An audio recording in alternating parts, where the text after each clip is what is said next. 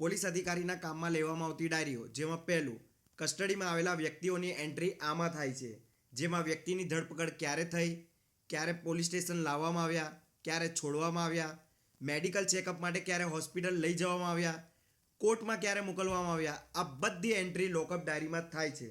બીજું સૌથી મહત્વપૂર્ણ, દરેક ગુનાઓની એન્ટ્રી માટે ઉપયોગમાં લેવામાં આવતી ડાયરી એફઆઈઆર રજિસ્ટર્ડ ડાયરી, જેમાં ફરિયાદી આરોપીનું નામ, ગુનો દાખલ થયા તારીખ, ગુનાની વિગતો, ગુનાની કલમો, ગુના રજિસ્ટર્ડ નંબર અને તપાસ કરનાર અમલદારશ્રીનું નામ લખવામાં આવે છે.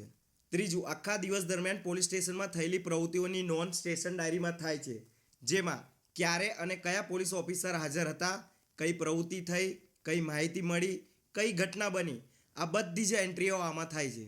ચોથું, ગુનાની તપાસ કરનાર પોલીસ અધિકારીએ કરેલી કામગીરીની નોંધ કેસ ડાયરીમાં થાય છે, જેમાં કોની તપાસ કરી, કોની પૂછપરછ કરી, તપાસ દરમિયાન શું શું કર્યું, તે બધી વિગતોની લેખિત નોંધ કેસ ડાયરીમાં થાય છે.